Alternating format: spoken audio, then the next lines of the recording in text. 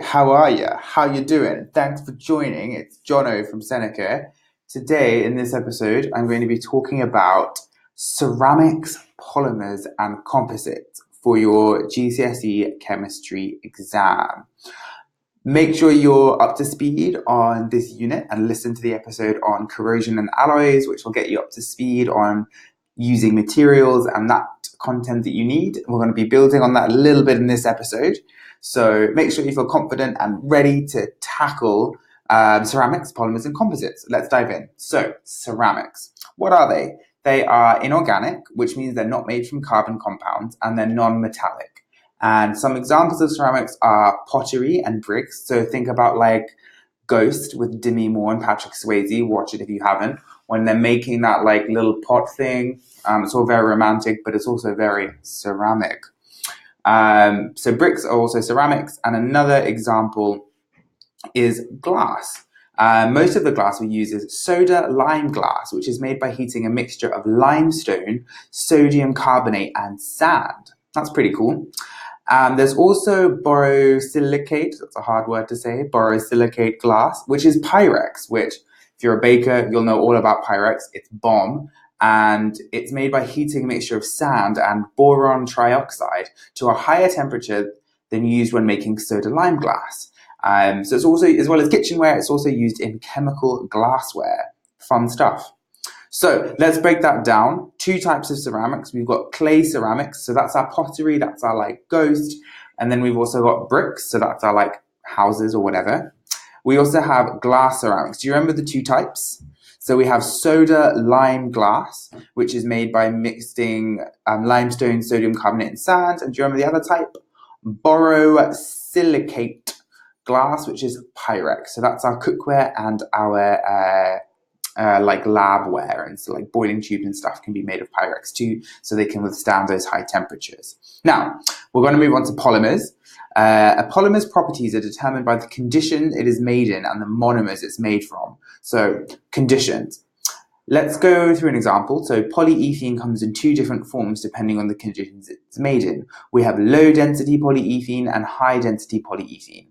Low-density polyethylene, do you want to learn a little bit more about that?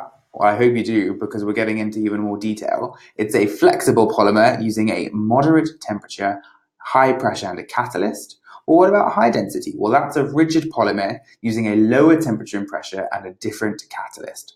Luckily, you don't need to know details of the different catalysts. You just need to know that they are different. Okay, monomers, what are they? Depending on the constituent of a plastic or a polymer can be thermosoft or thermoset. So thermosoftening polymers have individual chains that are only held together by weak intermolecular forces. When heated, they soften and can be remolding.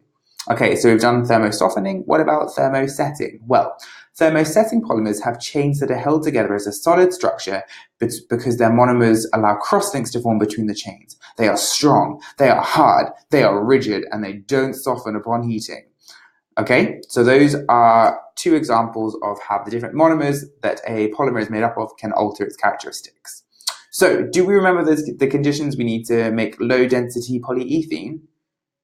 We have a high pressure, a moderate temperature, and that special thing, a catalyst.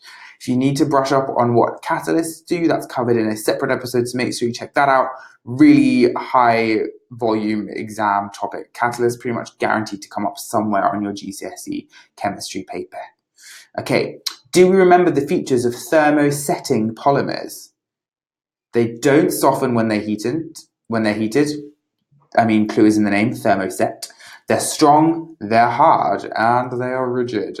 4 important characteristics of thermoset polymers. Now, let's bring it back. Do you remember those ceramics we talked about? What are the types? Well, we have our clay ceramics, so like our brick and our pottery, and then we have our glass ceramics, so our lime soda glass and our Pyrex. Okay, composites. Composites are made up of 2 different materials. The reinforcement, which is fibers or fragments that are embedded into the matrix, and the matrix itself. And that's the material that surrounds the reinforcement, acting as a barrier. Let's go through some examples to clarify things. We're going to start with cold, hard concrete. and concrete is a composite. The matrix is cement, and the reinforcement is a sand and gravel mixture. Do you want some more? Well, carbon fiber, that's another composite. Hey, the matrix is a polymer, and the reinforcement is carbon fibers or carbon nanotubes. Fiberglass. Now, fiberglass is a composite where the matrix is a polymer and the reinforcement is glass fibers. So, what were the two materials that composites are made from? We've got reinforcement and we have the matrix. That's reinforcement and matrix. So that just about covers everything that we need to cover for this topic. Hope you're feeling confident about it. And good luck with all your revision and your studying. Keep going. The end is coming and you'll have a nice long summer after your exam. So it's all not that bad. Good luck with your revision and well done for being proactive and listening to this and doing all that good stuff. Thanks for listening.